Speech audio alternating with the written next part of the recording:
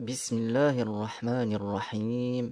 Je commence par le nom de Allah, le très miséricordieux, le miséricordieux.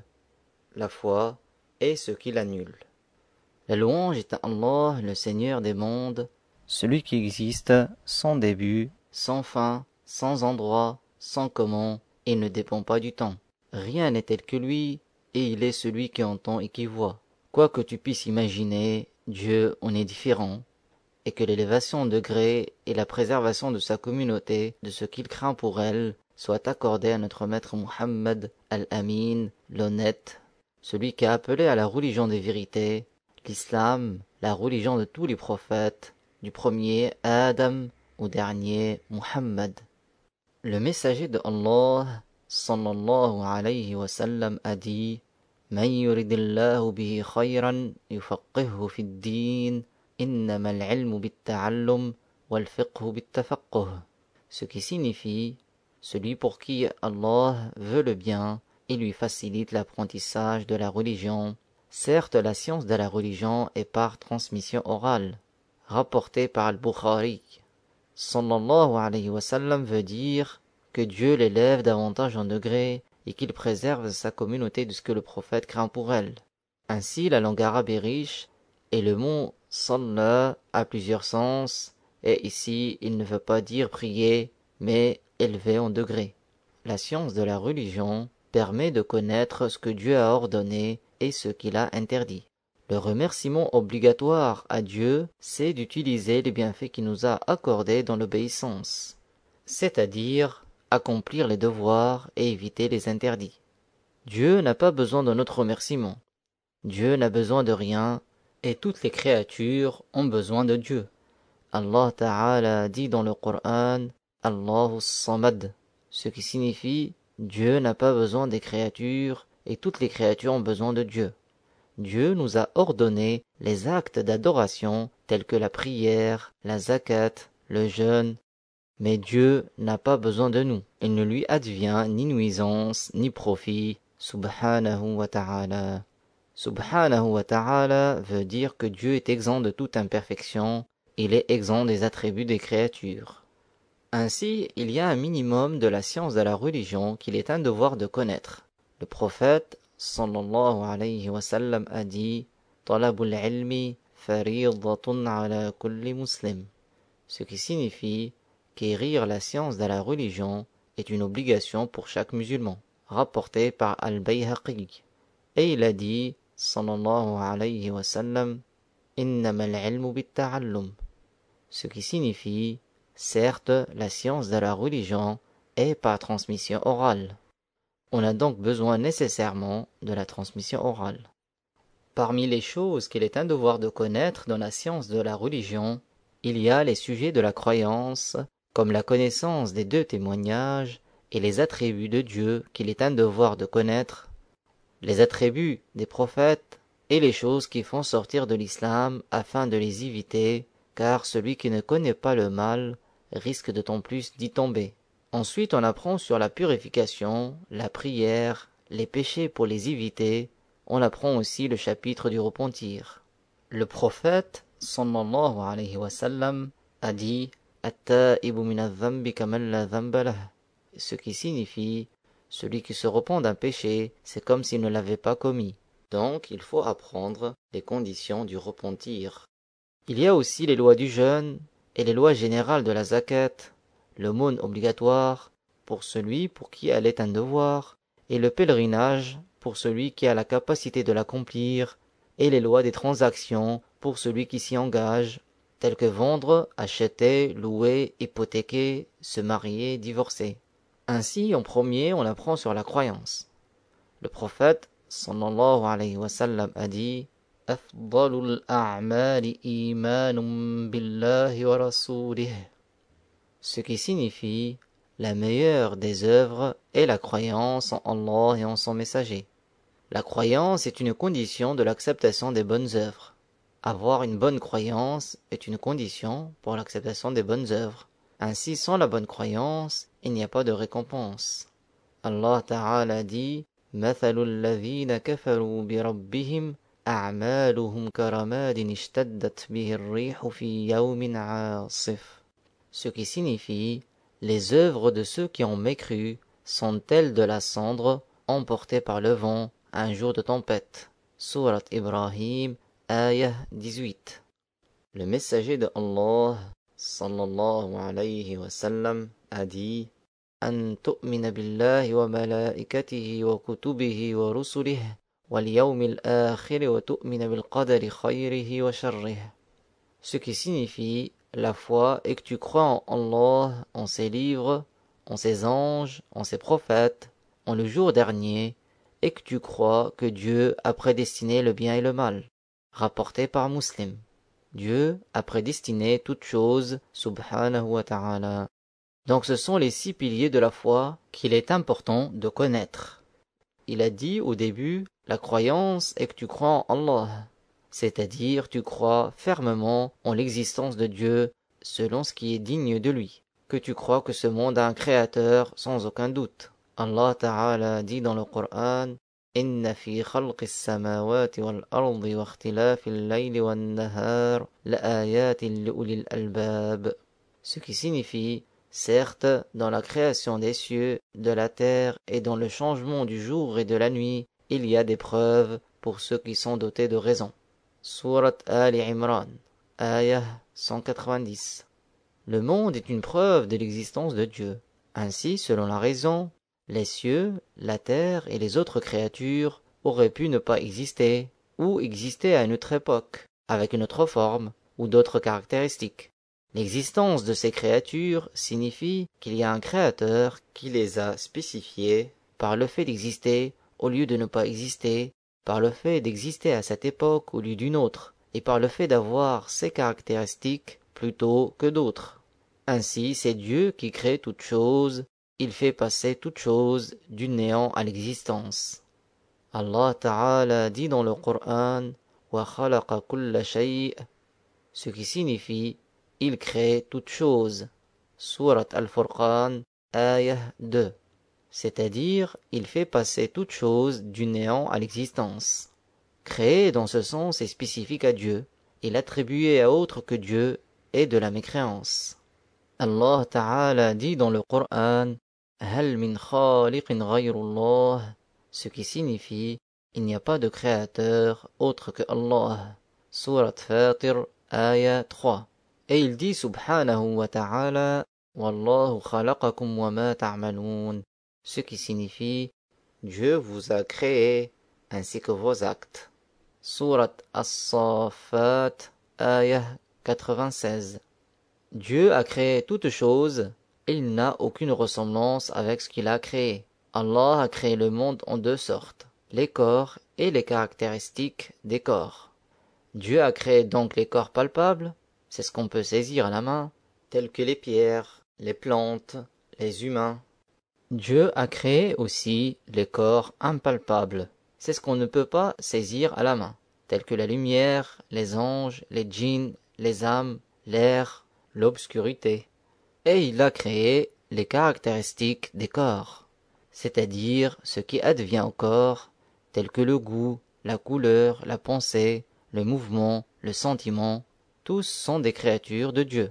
Il n'y a pas d'autre créateur que Dieu. Il a créé le bien et le mal. Dieu agrée le bien, mais pas le mal. Il récompense le bien, mais pas le mal. Dieu ordonne le bien et interdit le mal, mais c'est lui qui a créé et prédestiné l'existence du bien et du mal. Allah Ta'ala dit dans le Coran: وَلَوْ شِئْنَا لَآتَيْنَا كُلَّ نَفْسٍ هُدَاهَا ولكن حق القول مني لأملأن جهنم من الجنة والناس أجمعين. Ce qui signifie, si Dieu voulait, il aurait guidé tout le monde à l'islam, mais Dieu a voulu qu'il y ait des humains et des djinns qui entrent en enfer. Surat As-Sajdah, ayah 13. Ainsi, si Dieu voulait, il aurait guidé tout le monde, mais Dieu n'a pas voulu cela, et il fait ce qu'il veut, il n'est pas interrogé sur ce qu'il fait. Allah Ta'ala dit dans le Coran: La yus'alu amma yaf'al wa hum yus'alun, ce qui signifie Dieu n'est pas interrogé sur ce qu'il fait et les esclaves seront interrogés.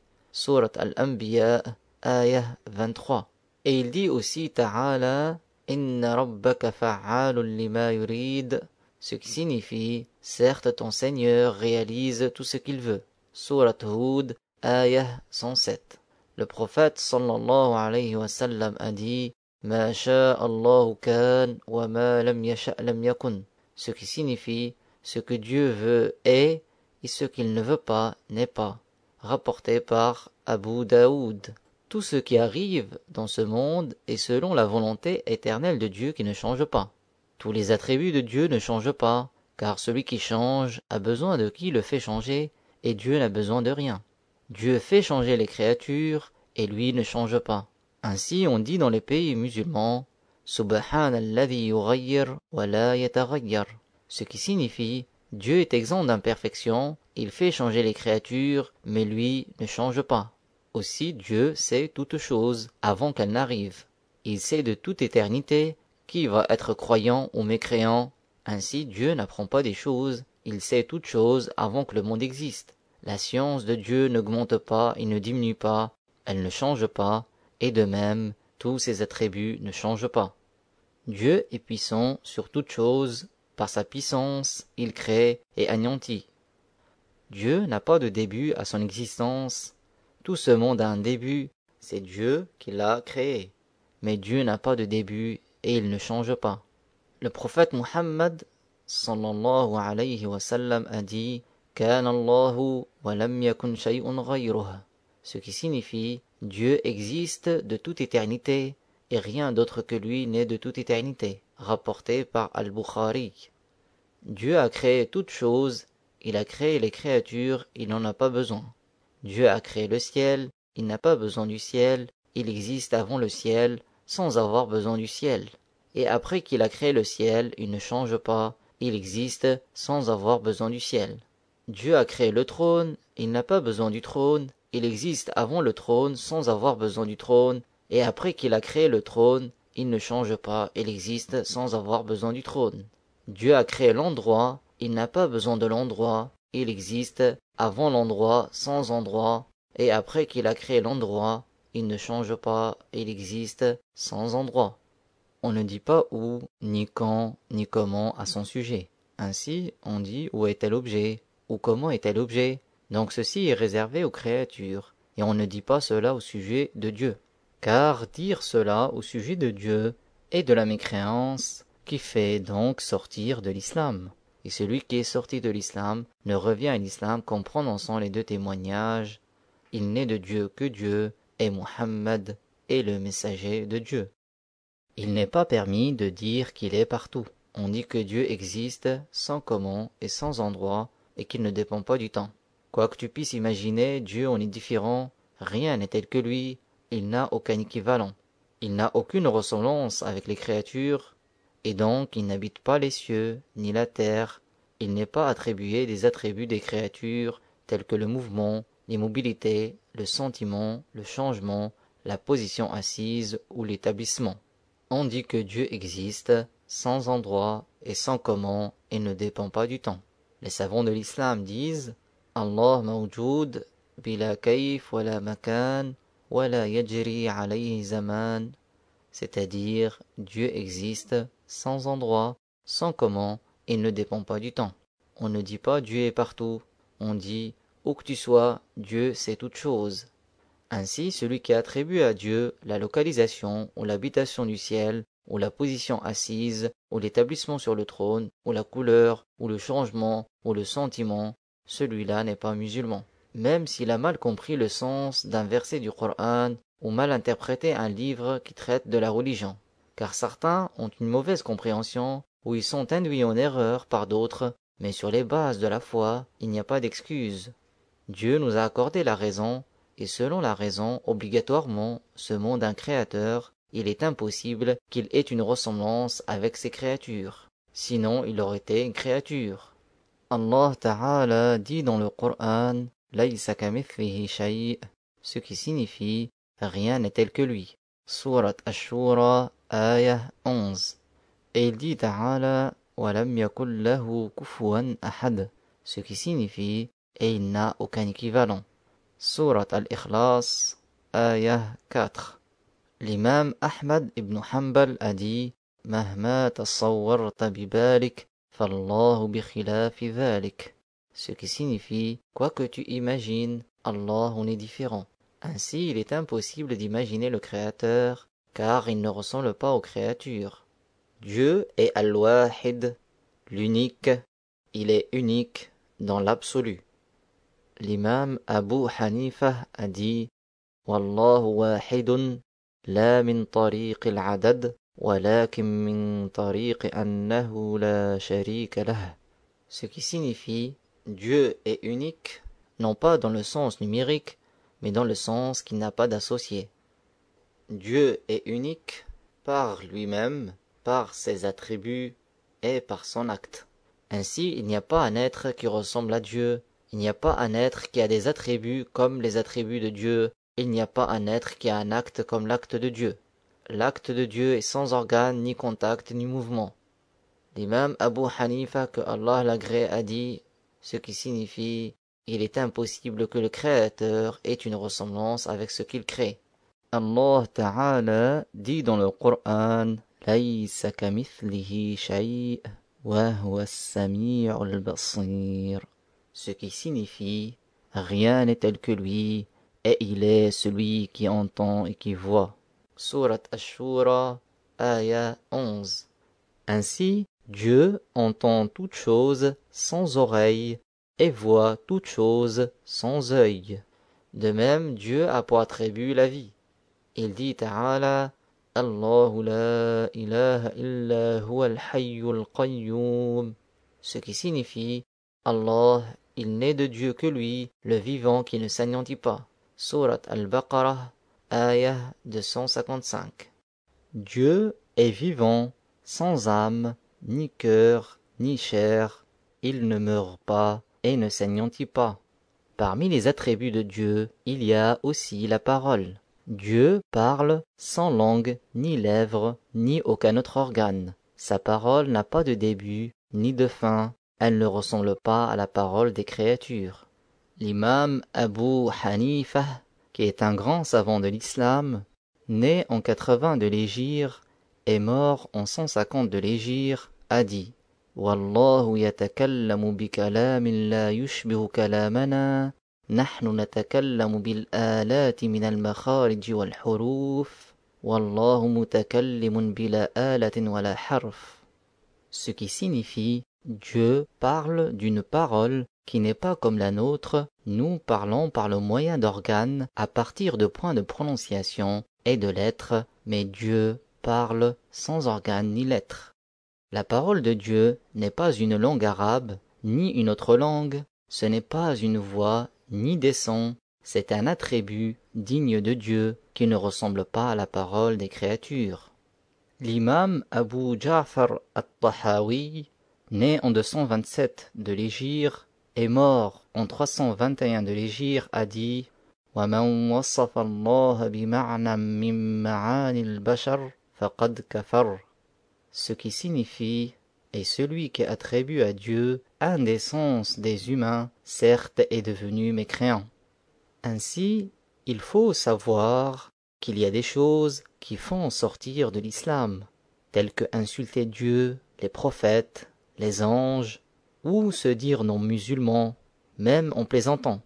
Aussi, attribuer à Dieu la direction, la quantité, le changement, la localisation, le sentiment, ceci consiste à attribuer à Dieu ce qui n'est pas digne de lui, et cela fait donc sortir de l'islam.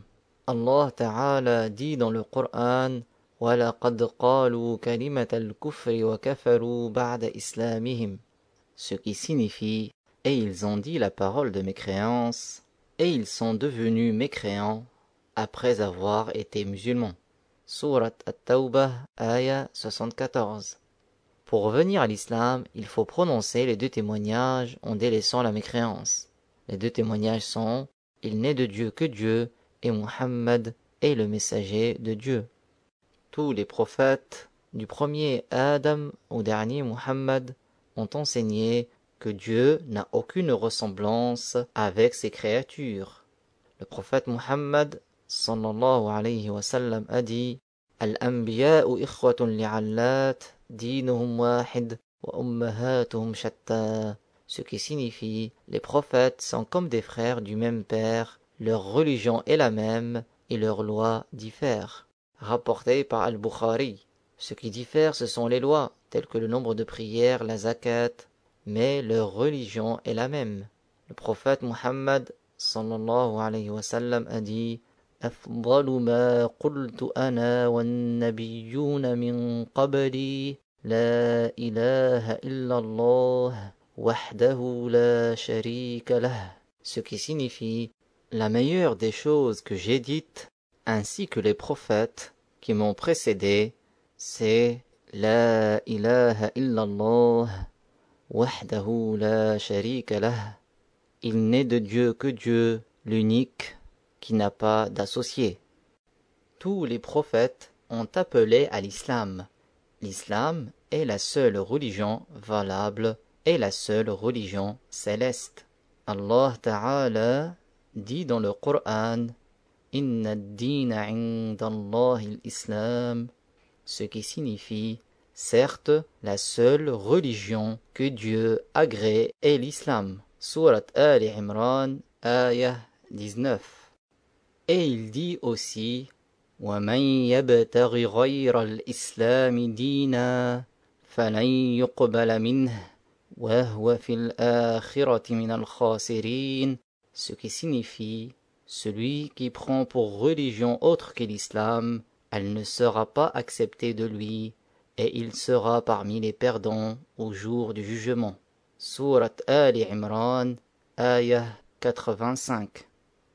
Tous les livres révélés, la Torah, At-Tawrah, l'Évangile, Al-Injil, les psaumes, Az-Zabour, le Coran, ont enseigné une seule religion, l'islam. Les mécréants ont falsifié la Torah et l'Évangile, ainsi ce qu'ils ont maintenant, ce sont des livres falsifiés. Le prophète Isa, Jésus, alayhi salam, a enseigné l'islam, et les gens qui l'ont suivi sont des musulmans, et les gens qui ne l'ont pas suivi sont des mécréants. Il n'a pas été tué ni crucifié, il a été élevé au ciel, et il va redescendre, ce qui fait partie des grands signes de la fin du monde. De même, le prophète Moussa, Moïse, alayhi salam, a enseigné l'islam, et les gens qui l'ont suivi sont des musulmans, et les gens qui ne l'ont pas suivi sont des mécréants. Allah Ta'ala dit dans le Coran Kana an-nasu ummatan wahidah, qui signifie avant les humains étaient tous sur une seule religion, l'islam. Surat Al-Baqarah, ayah 213. Pendant 2000 ans, au début de l'humanité, il n'y avait que des musulmans. C'est l'époque où vécurent successivement les prophètes Adam, Shith et Idris. Adam alayhi salam fut le premier homme et le premier prophète. Il avait une belle apparence. Allah Ta'ala dit dans le Coran لَقَدْ خَلَقْنَا الْإِنسَانَ فِي أَحْسَنِ تَقْوِيمٍ, ce qui signifie Allah a créé l'être humain avec une belle apparence. Surat At-Tin, ayah 4. Ainsi, c'est de la mécréance de dire que le singe est l'origine des humains.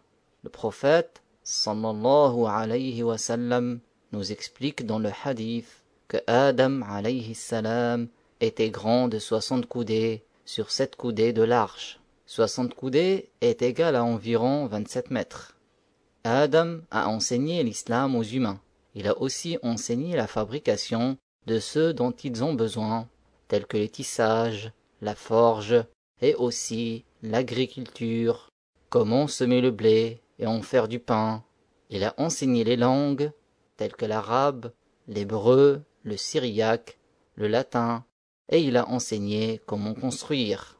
Adam a vécu 130 ans au paradis et 870 ans sur terre. Il a donc vécu 1000 ans. Tous les prophètes ont enseigné l'islam, l'unique religion valable et céleste. Mais tous les prophètes ne sont pas arabes. 4 d'entre eux sont arabes. Houd, Salih, Shu'aib et le prophète Muhammad alayhimus salatu wassalam. Mais ils sont tous musulmans. Il est faux de penser ou de croire ou de dire que l'islam est la dernière religion. Ainsi l'islam est la première religion et la seule religion que Dieu a révélée à ses prophètes.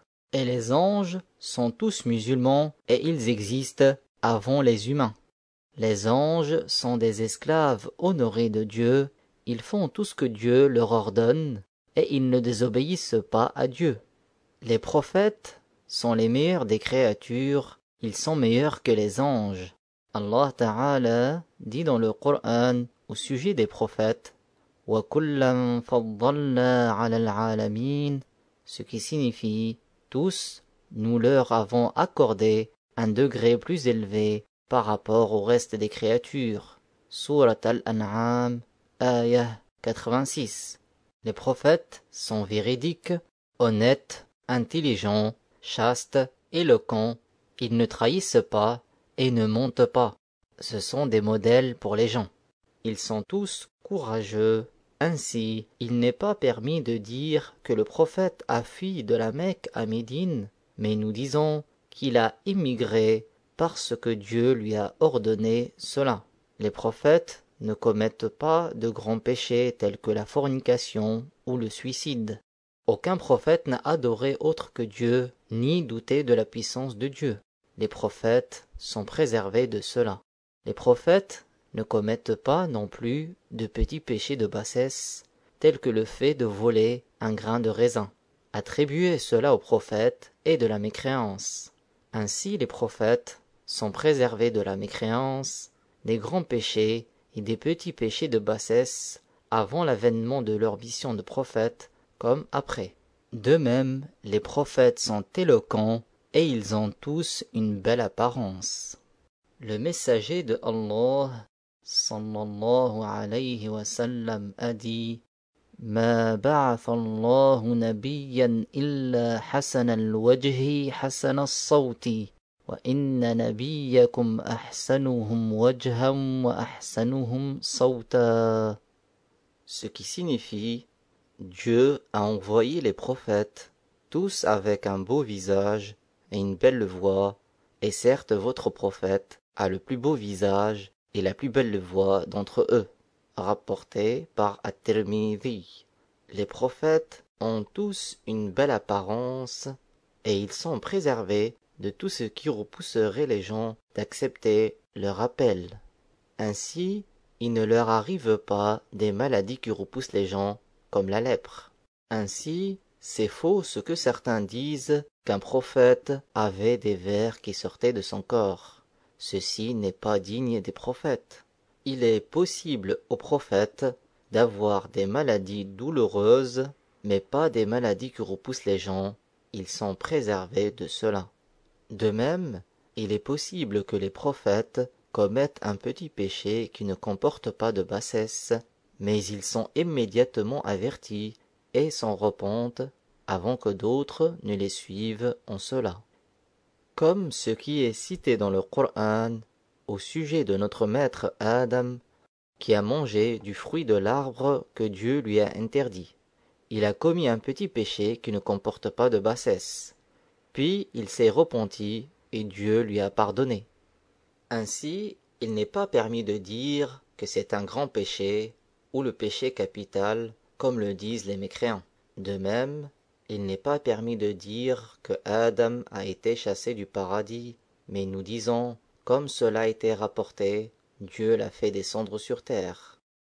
Il faut croire aussi aux anges, qui ne sont ni mâles ni femelles, ils ne mangent pas et ne dorment pas, ils sont tous musulmans, ils font tout ce que Dieu leur ordonne. Ils sont créés directement, ils ne se reproduisent pas. Par ailleurs, c'est de la mécréance de dire qu'un ange est une femelle. De même, il faut savoir que notre maître Isa, Jésus, ne fut ni tué ni crucifié. Il a été élevé au ciel et il est toujours vivant dans le deuxième ciel. Avant le jour du jugement, il descendra sur terre et vivra 40 ans. L'islam s'étendra sur terre après sa descente. Il gouvernera selon la loi Sharia du Coran, la loi de notre maître Muhammad sallallahu alayhi wa sallam. Allah Ta'ala dit وَمَا قَتَلُوهُ وَمَا صَلَبُوهُ وَلَكِنْ شُبِّهَ لَهُمْ, ce qui signifie ils ne l'ont pas tué ni crucifié, mais ils furent trompés par la ressemblance. Sourate An-Nisa, Ayah 157.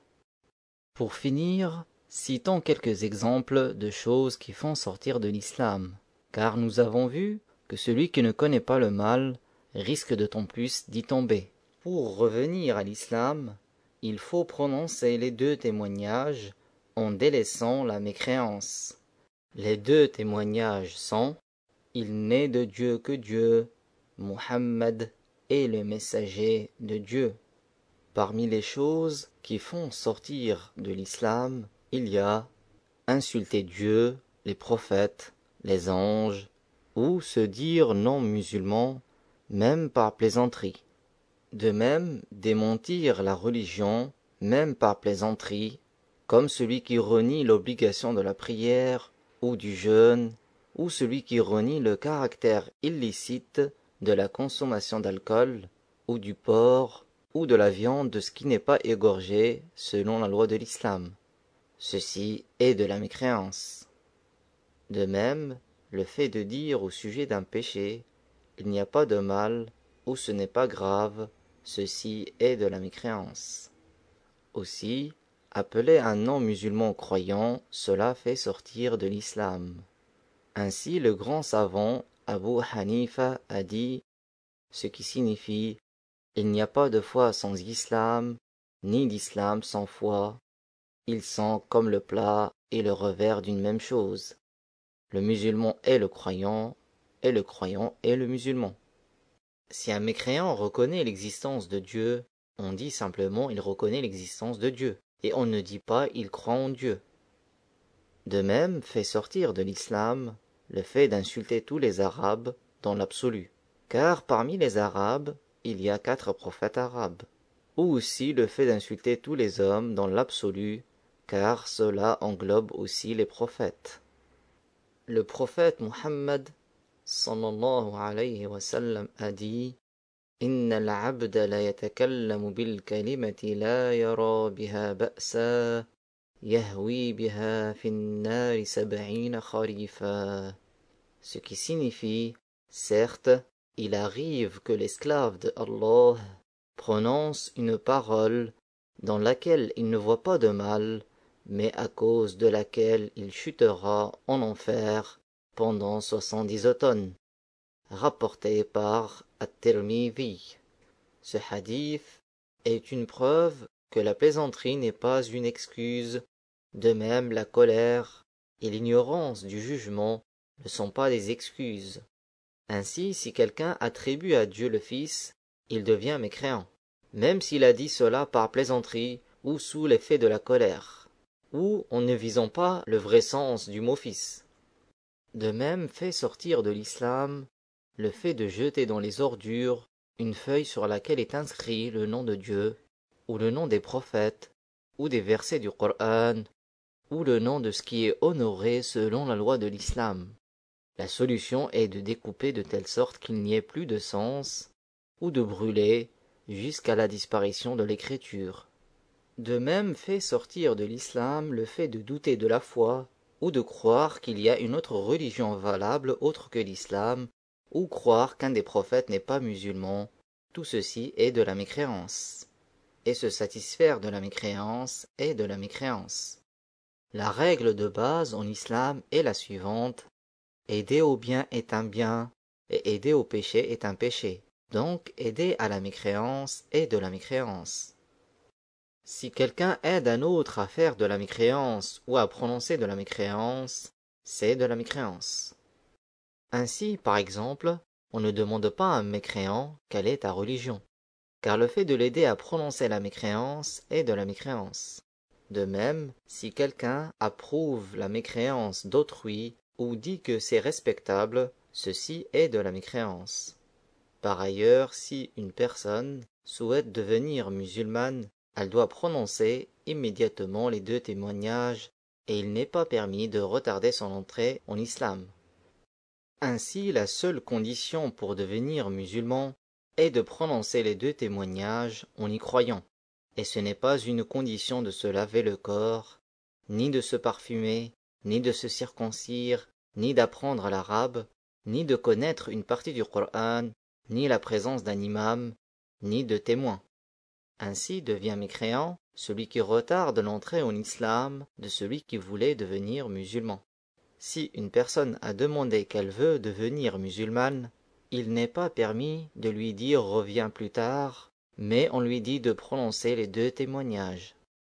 Si la personne ne sait pas dire Muhammad, on lui dit de dire le surnom du prophète, à savoir Abul Qasim, le père de Qasim, qui était donc son fils. Ainsi elle dit « Il n'est de Dieu que Dieu » et Abul Qasim est le messager de Dieu. Par ailleurs, les mots tels que honoré, saint, sacré ou respectable ne doivent pas être employés pour désigner la mécréance ou quelque chose que Dieu a interdit, car ceci est de la mécréance. Le prophète Muhammad sallallahu alayhi wa sallam a dit « Aktharu khataya bani Adam min lisanih » ce qui signifie « la plupart des péchés du fils de Adam proviennent de sa langue », rapporté par At-Tabarani avec une chaîne de transmission sahih sûre. Allah Ta'ala dit « Ma yalfidhu min qawlin illa ladayhi raqibun atid » ce qui signifie « il n'y a pas une parole qu'il prononce, l'esclave de Allah, sans qu'il ait auprès de lui les 2 anges, Raqib et Atid. » Surat Qaf, ayah 18.